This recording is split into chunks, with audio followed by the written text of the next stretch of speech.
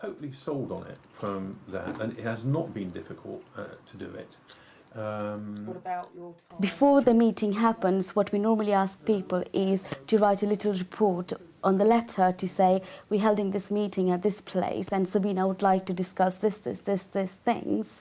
And when we send the letters out, the circle of support, they understand the process from the beginning before they come to the meeting. So it's always vital to actually educate and inform the other circle of supports as well, that why they're coming to the meeting for, so they can actually prepare and the meeting will be productive as well. But I think it's good to set the scene every time and just remind people this is about Sabina, it's not about them, although they have an important and very valuable part to play in the process.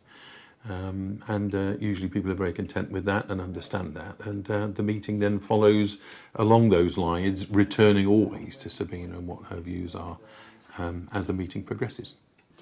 You know, at the beginning of any circle of support meeting, it's important that people understand what the circle of support meeting is, and kind of, you know, they have to have this shared commitment to that individual as well, to make sure that whatever they want, you know, they could actually do something about it.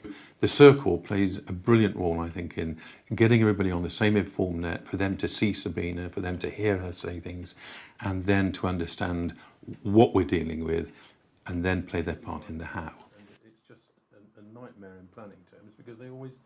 After every single meeting, there should be action plans on who is going to do what, and people should take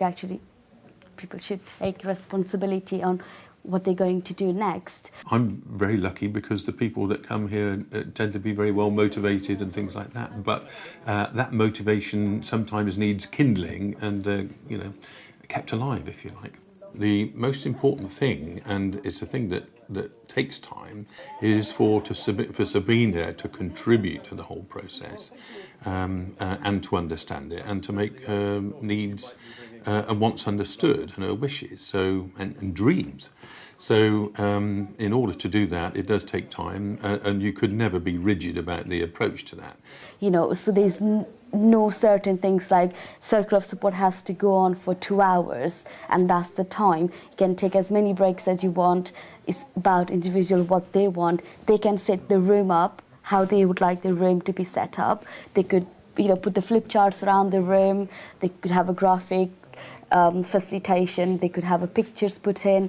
You know, however we can make individual comfortable. Sometimes what we have to do, because it takes so long to communicate and get things out of Sabina, is to do some of the work beforehand and bring the outcome of that work to the meeting in order to make the whole thing viable.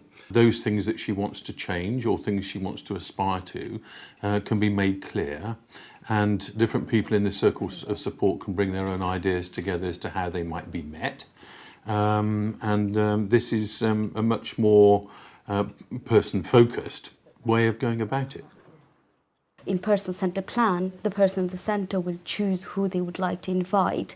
They could choose their families, friends, any other people from neighbourhood, from community, to come in their person-centered plan, who could support that individual to achieve what they want out of their lives. I guess that's probably why I'm here, because it's an illustration of how the person-centred planning and it being Sabina's choice as to what she does is being used. So yeah, I'm kind of an example, if you like, of it working.